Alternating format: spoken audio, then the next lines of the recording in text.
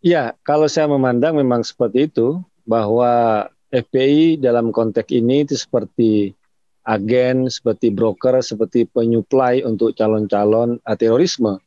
Dan lebih parah lagi menurut saya, FPI itu sudah menjadi wadah persiapan, wadah untuk melatih bagi calon-calon teroris. Kalau kita melihat salah satu contoh ya yang paling nyata itu adalah Muhammad Syarif ya. Dia anggota FPI Cirebon ya, yang sebelum meledakkan bom bunuh diri di Masjid Az-Zikra di markas Polresta Cirebon pada tahun 2011, dia lama bergabung di FPI. Tagar Institut, Jurnalisme dan Riset.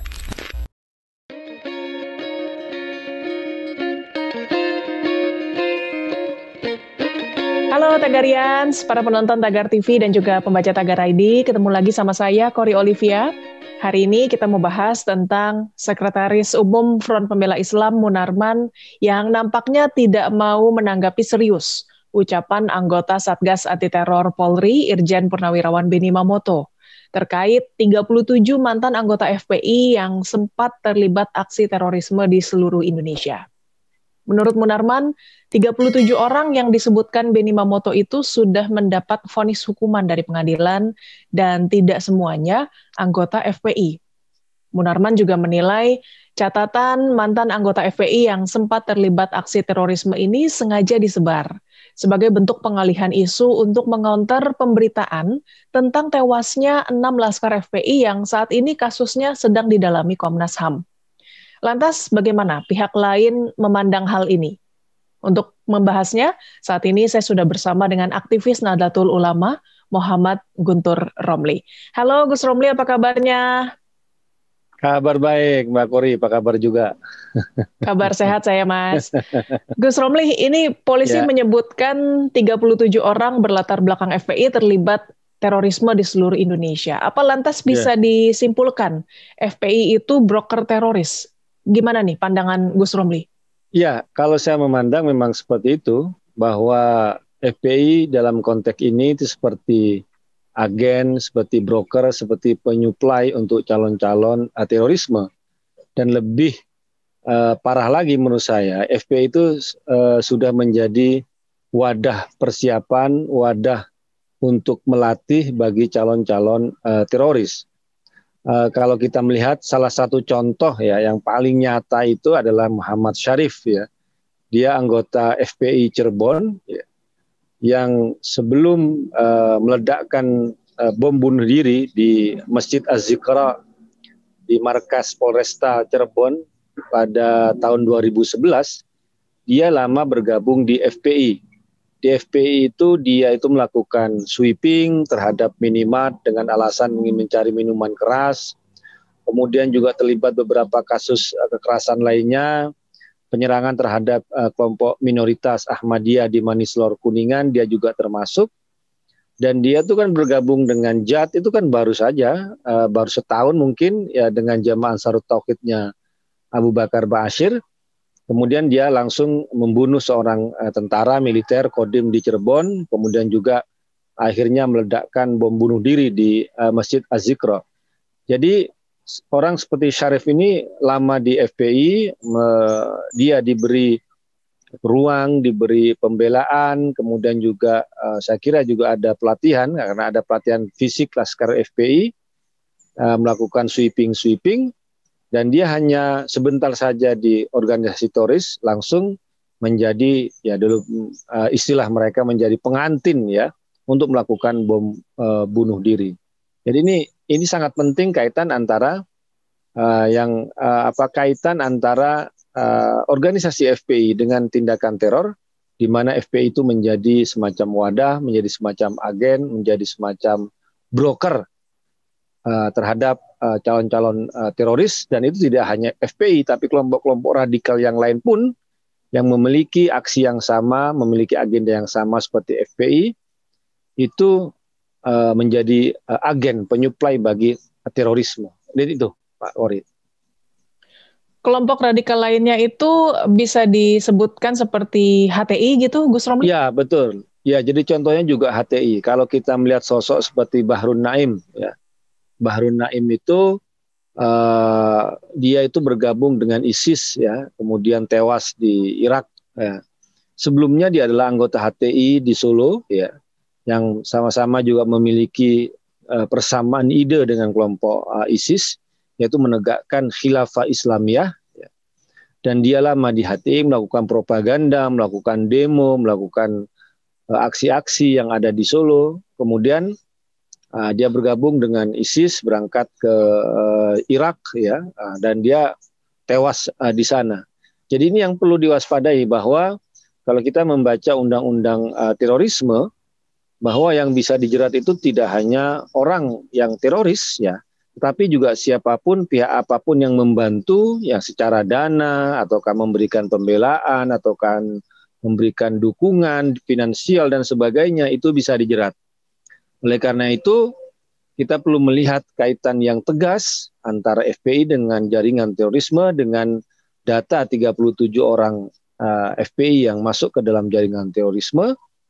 Itu harus dicari, harus dipertegas bahwa memang ada kaitan antara FPI dengan aksi-aksi terorisme selama ini.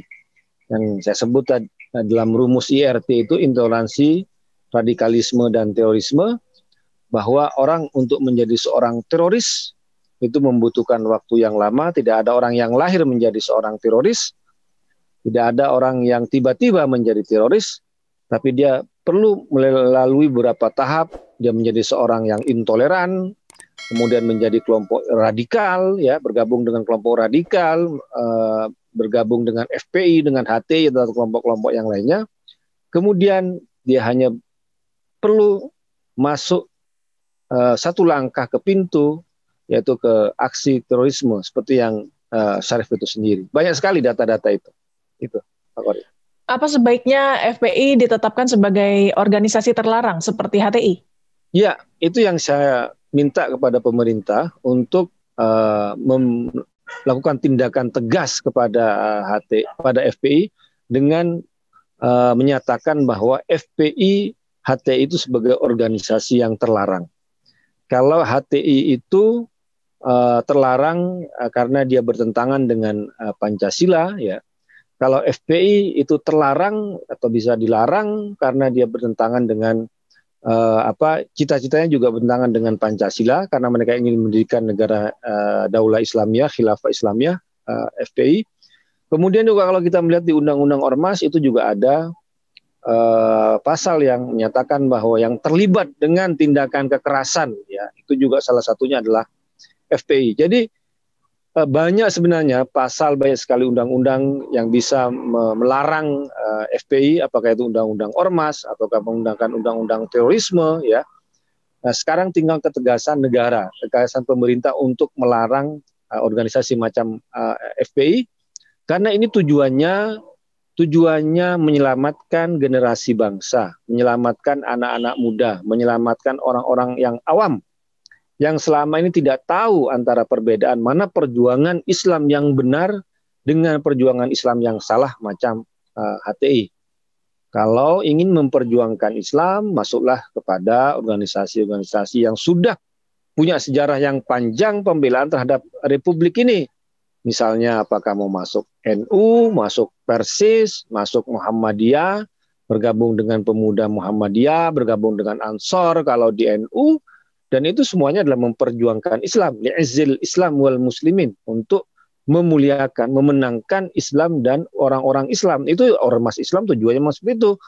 Tapi caranya apa? Ya menyantuni orang yang sakit, membangun pesantren, ya, melakukan dakwah yang benar, ya, bukan dengan cara-cara seperti FPI. Nah, kita harus menyelamatkan orang-orang awam yang tidak tahu mana membedakan mana Islam yang benar dengan mana Islam yang garis keras. Nah, generasi muda yang selama ini tertipu oleh perjuangan-perjuangan yang mereka klaim di FPI, ya, kita harus menyelamatkan mereka dengan memberikan pelarangan, memberikan label bahwa FPI HTI ini adalah ormas yang berbahaya, bahkan memperburuk citra Islam itu sendiri. Begitu, Pak Kori. Oke, Gus Romli, ini kabarnya pada awalnya FPI adalah bentukan orang pemerintahan. Tapi kenapa kemudian seperti menjadi musuh pemerintah? Ini apa catatan Gus Romli tentang hal ini? Ya, itu memang pada mulanya adalah sebuah koalisi politik.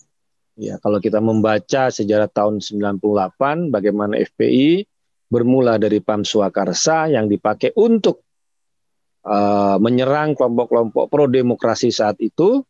Mereka menggunakan Islam sehingga seolah-olah ada opini bahwa pro-demokrasi, anti-Orde Baru itu merupakan anti-Islam karena mereka berhadapan dengan FPI yang mengusung Islam. Tapi kan selanjutnya kita tahu bahwa tidak selamanya koalisi politik itu abadi, karena yang abadi adalah kepentingan dalam politik. Kalau kita ibaratkan FPI itu semacam Osama bin Laden ataupun ISIS itu sendiri. Osama bin Laden itu bentukan dari Amerika ya, yang waktu itu dipakai untuk bermusuhan dengan Uni Soviet. Ya, perang dingin waktu itu. Wah, kalau di Afghanistan itu kan udah perang fisik antara Uni Soviet dengan Amerika, dipakailah Osama bin Laden. Kemudian juga ISIS. ISIS ini juga dibikin oleh Amerika dan dia untuk menyerang Hafid dinasti Assad ya. Bashar al-Assad yang ada di Syria. Tapi ternyata tiba-tiba dia berbalik menyerang Amerika itu sendiri, kemudian mereka harus menghabisi ISIS, harus menghabisi Osama bin Laden. Nah, ini juga terjadi pada FPI. FPI itu awalnya adalah alat-alat politik yang dipakai oleh Orde Baru, oleh orang-orang Orde Baru ya, untuk membela kepentingan mereka. Namun pada perjalanan selanjutnya orang-orang Orde Baru ini mulai tersisih ya. FPI juga mulai membahayakan, ya memang harus ada penegakan hukum terhadap organisasi seperti FPI, gitu Pak Kori. Menurut Anda, apa betul FPI semakin besar dengan cara-cara Rizik Syihab semakin terkenal, semakin banyak simpatisannya? Apa benar demikian, Gus Romli? Menurut saya FPI tetap organisasi kecil, ya, organisasi kecil yang diopinikan besar. Kenapa diopinikan besar? Pertama, karena selama ini terlalu lama dibiarkan oleh pemerintah, dibiarkan oleh negara.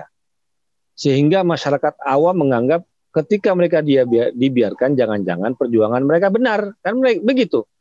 Anggapnya orang awam atau generasi muda yang nggak mengerti itu. Nah, ini yang bahaya.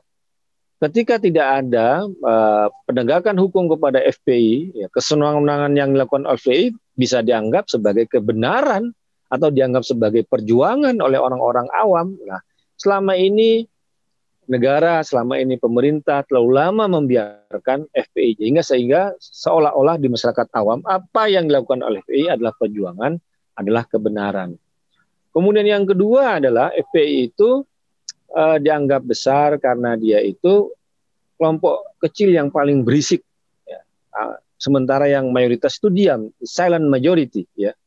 Nah, kelompok berisik ini mereka menguasai media sosial, mereka menguasai media-media konvensional, ya.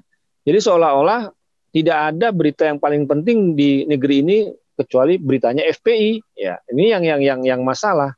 Jadi ini teknik dalam misalnya, ya, kalau ada orang berkumpul 300 orang misalnya, tapi yang berisik itu cuma 1 orang, nah, dikiranya kan yang muncul nanti hanya ada orang 1 orang di ruangan itu, padahal ada 300 orang. Kenapa 1 orang dia anggap? Ya karena dia paling berisik. Ya kira-kira seperti itulah kalau kita melihat FPI. Kemudian yang ketiga adalah FPI dalam media itu kan selalu melihat mana yang paling aneh, ya. Ya, kalau dalamnya the bad news is the good news, ya. Ini kan di media kita dan juga di pembaca kita, ya. Kalau manusia digigit anjing bukan berita, tapi ada manusia gigit kalau manusia digigit anjing bukan berita, tapi kalau ada anjing digigit manusia itu jadi berita. Nah, ini di kita. Kalau ada orang waras, kalau ada ceramahnya ada Habib Lutfi yang santun, ada ceramahnya Kiai Marzuki Mustamar, ada ceramahnya Al Habib Jindan, itu mungkin tidak menarik. Tapi kalau ada orang gila, orang nggak waras, provokasi, mau bunuh orang, mau nyerang orang, nah ini dianggap berita gitu loh. Jadi memang media dan publik kita lebih suka mendengar ceramah orang gila, orang nggak waras daripada ceramahnya orang yang waras, daripada ceramahnya orang yang santun gitu loh. Nah, ini juga salah satu problem. Tapi menurut saya semua itu bermula, semua itu kita bisa pertanyakan kepada tanggung jawab negara, tanggung jawab pemerintah, ya. Kenapa ada orang gila dibiarkan ceramah? Ya, karena mereka dibiarkan. Orang nggak waras ingin bunuh-bunuh orang, kenapa mereka bisa? Karena dibiarkan oleh negara selama ini. Nah, sekarang negara harus bertanggung jawab, pemerintah harus bertanggung jawab. Kita sebagai rakyat, ya, yang selama ini patuh membayar pajak dan lain sebagainya, dan patuh kepada hukum, minta ketegasan negara bahwa ada kelompok-kelompok yang selama ini membahayakan keselamatan rakyat, keselamatan warga negara, dan kita apresiasi, ya, yang dilakukan oleh polisi, oleh Pangdam Jaya, oleh Kodam Jaya, ya, Polda kalau di sini. Bayangkan kita patuh selama ini 8 bulan, 9 bulan mematuhi protokol kesehatan, nggak kemana-mana. Ya, tiba-tiba ada orang siapa entah nggak pernah pulang-pulang, kabur dari kasus hukum, membuat kerumunan, ya ini kan membahayakan keselamatan rakyat. Nah, ini ketegasan pemerintah, ketegasan polisi dalam hal ini memang sudah dilakukan. Tetapi yang kita tuntut adalah kelompok yang selama ini menghimpun mereka menjadi kekuatan mereka juga harus dilarang agar masyarakat awam tidak terkecoh, tidak dibohongi oleh aksi-aksi mereka. Itu, Nagori. Ya, tapi nyatanya banyak juga loh yang marah setelah tokoh utamanya itu dipenjara karena masalah protokol kesehatan ini, Gus. Ya kalau kita melihat ya marah ya silakan aja. Tapi kan kalau diperkirakan kan tidak sebesar apa yang dikhawatirkan selama ini. Itu saya tahu kenapa Rizik selama ini nggak pernah ditindak, karena ada kekhawatiran, ada reaksi balik dari pendukungnya. Ternyata cuma gitu-gitu aja kan. Dia nggak bisa tuh menghimpun kayak yang dia klaim sebagai 212 zaman dulu. Ya nggak ada, isunya sudah beda, momennya sudah beda gitu loh. Nah sekarang kalau ada yang marah pendukungnya segitu ya berapa gitu kan, cuma berapa gelintir gitu kan, cuma di mana gitu loh. Yang selama ini ditakutkan ada reaksi besar-besar, ternyata enggak kan, ternyata juga ciut juga kan. Kita lihat dia bisa diborgol, dia masih bisa pakai baju oranye seperti tahanan yang lain gitu kan. Kenapa ya? Karena semua warga negara itu sama di hadapan hukum, siapapun kamu, siapapun dia, siapapun kita ya yang melanggar hukum ya dia sama, harus dilakukan sama, ya harus diborgol, ya harus dipakai baju tahanan, semuanya gitu loh. Semuanya kalau kita melihat fenomena seperti ini gitu loh. Jadi kalaupun yang nggak terima ya silakan aja nggak terima, tapi proses hukum ini juga harus dijalankan. Dan ingat, Rizik Syihab itu tidak hanya kasus soal protokol kesehatan dan soal penghasutan. Yang memberatkan dia kan dalam kasus saat ini adalah penghasutan kan. Bukan cuma protokol kesehatan yang hanya hukumannya 1 tahun penjara, tapi penghasutan pun 6 tahun penjara. Dan ingat, Rizik Syihab itu masih banyak kasus-kasus yang lain yang dilaporkan. Ada puluhan kasus dia itu yang selama ini juga mandek karena gara-gara dia kabur ke Saudi. Itu harus dibuka gitu loh. Negara harus buka, pemerintah harus buka kasus-kasus yang dilaporkan oleh Rizik gitu.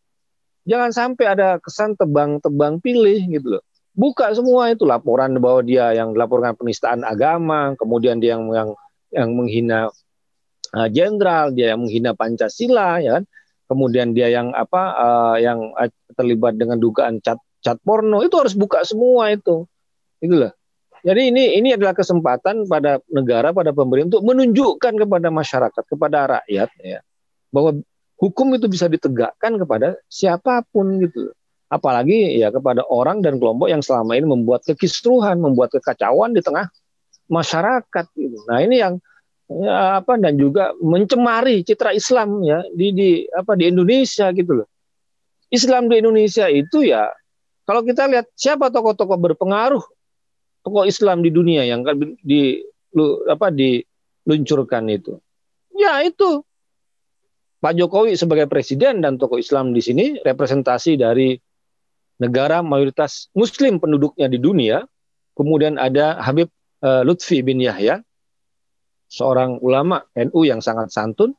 Kemudian ada Kiai Haji Agil Sirot, ya, ketua umum Tahfidiyah Nahdlatul Ulama, ya.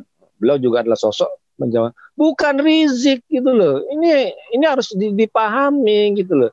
Itu representasi Islam, itu citra Islam di Indonesia, bukan macam yang suka ingin memfitnah, mengeluarkan kabar bohong, dan itu citra Islam jangan sampai dirusak dengan kelompok-kelompok radikal, kelompok-kelompok garis keras semacam FPI dan Rizik, apalagi dia mengaku sebagai imam besar umat Islam. Itu dari mana? Siapa yang angkat dia itu? Kalau mau dia bilang imam besarnya FPI ya nggak masalah, saya mau keluar-keluar 1000 kali juga kita nggak protes. Tapi sekali dia itu menganggap dirinya atau pengikutnya menganggap dia sebagai imam besar umat Islam Indonesia, itu akan ditolak oleh semuanya. Siapa dia? FPI itu apa gitu?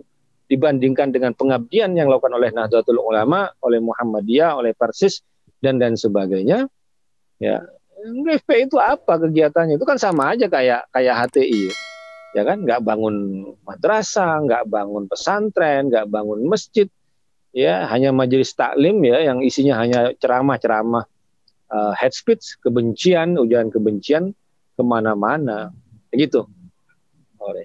Nah, ini gimana sikap tokoh-tokoh NU terhadap fenomena FPI dan Rizik Syihab ini? Bagaimana Gus Romli? Ya kalau kita melihat ketegasan dari tokoh-tokoh misalnya, ya tentu saja mereka tidak mau lah Pak Islam itu dicitrakan keras, dicitrakan negatif dengan gaya-gaya FPI sama ceramah-ceramah Rizik Syihab. Ya. Tapi kan Anda tahu sendiri bahwa kiai-kiai NU, ulama-ulama NU adalah ulama-ulama yang tidak pernah mengeluarkan ucapan yang secara langsung, ya mengkritik secara tidak langsung. Tapi kalau Anda membaca salah satu status dari Kiai Haji Isomuddin Roy Suriah di PBNU itu kan juga cukup lumayan keras ya terhadap fenomena Rizik dan FPI ini. Tetapi intinya adalah ini semua kekacauan semua ini adalah tanggung jawab negara. Ini bukan tanggung jawab NU, bukan tanggung jawab Muhammadiyah, bukan tanggung jawab Ormas. Kenapa? Ya karena negaralah yang diberi peran diberi kewenangan untuk melakukan penindakan hukum. Tidak ada ormas yang boleh mengambil alih peran negara, mengambil alih peran penegak hukum dalam menegakkan hukum. Nah, ketika kita dihadapkan dengan suasana seperti ini, ya NU ya ormas yang lain pasti mendukung. Ya karena seperti saya sendiri juga saya bilang ya saya sendiri adalah orang yang mendukung penindakan tegas polisi terhadap 6 gerombolan FPI yang ditembak mati oleh polisi, saya dukung gitu. Anda kalau udah pegang senjata api, apalagi melawan petugas, ya petugas harus membela diri, harus dilumpuhkan itu loh, dengan cara apapun ya. Copet aja nggak pegang senjata, kalau ketangkap massa aja bisa dihakimi, bisa digebukin rame-rame. Apalagi nih orang yang pegang senjata api kemudian menyerang petugas ya, itu sangat berbahaya. Nah, kita dukung itu penegakan hukum yang tegas seperti itu gitu loh. Dan kita akan memarahi pemerintah, akan mengkritik pemerintah. Kalau misalnya fenomena seperti ketika Rizik baru datang, bergerombol dari bandara, bergerombol di Petamburan, bergerombol ke Bogor, nah itu kita akan marah. Kita akan mengkritik habis-habisan pemerintah, gitu loh. Karena kalau orang lainnya jadi bubarin kerumunan, ini kok kalau FPI kok tidak. Nah ini yang kita harus juga negara, pemerintah juga harus melihat secara jeli bahwa kita tidak pernah mendukung pemerintah itu hanya dengan memberikan cek kosong, tidak. Kita akan melakukan kritik. Kalau benar kita dukung, ya kalau keliru ya kita kritik gitu loh. Itu yang perlu kita lakukan saat ini. Dan kembali bahwa ini adalah soal FPI, itu adalah tanggung jawab negara, tanggung jawab pemerintah ya. Ya selama pemerintah dan negara dalam koridor penegakan hukum, menggunakan undang-undang yang benar, maka ormas-ormas yang ada juga akan memberikan dukungan gitu loh. Begitu. Ya, pertanyaan terakhir Gus Romli, apa mungkin ada saran Anda kepada pemerintah dalam menangani FPI selain yang dari tadi sudah Anda sebutkan untuk bertindak tegas, mungkin ada lagi? Ya tentu saja pertama siapapun yang melanggar itu karena harus ditindak tegas. Mau yang ngaku sebagai atau disebut sebagai imam besar ataupun sekretaris, pengurus atau apapun namanya, harus diadili. Yang kedua, concern saya adalah bagaimana menyelamatkan orang awam dan anak-anak muda yang selama ini terkibuli, ya, sehingga mereka masuk ke FPI karena dianggap organisasi yang membela Islam secara yang benar, padahal tidak. Karena selama ini memang FPI ini selalu dibiarkan. Nah, caranya untuk menyelamatkan anak-anak muda dan orang-orang awam ini dengan melarang organisasi macam FPI. salah satu dari alasan saya itu seperti kita kayak mengambil ketika ada anak kecil yang main-main dengan pisau, main-main dengan belati, ya, biar tidak membahayakan maka kita ambil tuh belatinya, kita taruh di tempat yang aman. Persis seperti saat ini ketika kita melihat orang awam terkibuli dengan adanya FPI, anak-anak muda yang terkibuli dengan FPI, kita negara, pemerintah harus ambil alih wadah itu dan disimpan, ditaruh dengan tempat yang awam dengan pelarangan. Itu maksud saya kenapa FPI itu harus dilarang gitu. Karena untuk menyelamatkan orang-orang awam, publik awam dan anak muda yang tidak mengerti, belum bisa membedakan mana perjuangan Islam yang benar, mana perjuangan Islam yang salah. Kemudian yang ketiga adalah negara dan hal ini pemerintah harus menindaklanjuti kaitan antara FPI dengan jaringan terorisme seperti yang disampaikan oleh Pak Benny Mamoto. Ada 37 orang FPI yang tergabung dengan jaringan terorisme, maka juga negara, saya kira mereka juga sudah punya bahan. Tinggal dibuka aja semuanya itu. Apakah dari BIN ataukah dari Densus 88, apa saja kaitan itu, apa saja pelatihan-pelatihan fisik, pelatihan-pelatihan yang militer yang ada di FPI, yang bisa menjadi pendorong yang sangat kuat. Kalau ideologi kita sudah tahu lah. Munarman dulu pernah berbaiat kepada ISIS misalnya di acara yang ada di Makassar. Ada videonya rekam kemana-mana. Kemudian Rizik Syihab juga memberikan dukungan terhadap Rizik, ada surat edaran dan sebagainya. Ini semua bukti sudah ada. Bukti dukungan ada. Bukti baiat ada. Bukti pengikut juga ada. Tinggal menunggu apa lagi gitu. Dan ingat bahwa ancaman terorisme di negeri kita ini tidak pernah berakhir, ya. Dan ini yang harus dilakukan secara tegas oleh pemerintah, oleh negara. Jangan sampai kita terlambat. Bom meledak baru ribut. Harus dilakukan langkah antisipasi. Bahwa yang kita lawan sekarang tidak hanya terorisme, tapi radikalisme. Karena intoleransi plus radikalisme sama dengan terorisme. Kita jangan hanya terpaku. Terorisme itu sudah buah, itu sudah di muara. Kita harus melakukan tindakan antisipasi jauh ke hilir. Larang kelompok-kelompok radikal. Kemudian kita harus melakukan percakapan, dialog dengan kelompok-kelompok intoleran. Kalau hanya intoleran ya kita bisa berdialog. Tapi kalau kelompok-kelompok radikal, kalau sudah melakukan sweeping, aksi-aksi keras, ini harus dibubarin. Nggak bisa hanya diam-diam saja gitu. Nah, ini yang harus dilakukan secara tegas oleh pemerintah. Bahwa kejahatan terstruktur yang dilakukan oleh FPI itu sangat berbahaya. Ada ucapan dari Imam Ali karamallahu wajhah bahwa kebenaran kejahatan yang terstruktur itu bisa mengalahkan kebenaran tanpa struktur. Al-haqqu bila nidhamin qad yaglibuhul batilu bi nidhamin. Bahwa kebenaran yang tidak terstruktur, tidak terorganisir, itu bisa dikalahkan oleh kejahatan yang terstruktur. Nah, kejahatan FPI yang terstruktur, yang selama ini dikesankan kuat, ya karena mereka memiliki struktur, ya, dan mereka lakukan tindakan-tindakan yang sangat rapi, ya, itu yang harus diwaspadai dan harus disikapi secara tegas oleh negara, begitu, Pak Bali. Baik, Gus Romli, terima kasih untuk waktunya. Sama-sama. Sehat. Sama-sama. Baik, Tagarians, demikian perbincangan saya bersama aktivis Nahdlatul Ulama, Muhammad Guntur Romli. Subscribe YouTube channel Tagar TV dan klik loncengnya juga untuk mengikuti video menarik membahas topik terhangat hanya untuk Anda. Dan selalu ingat 3M, memakai masker, menjaga jarak, dan mencuci tangan. Saya Kori Olivia, Tagar TV.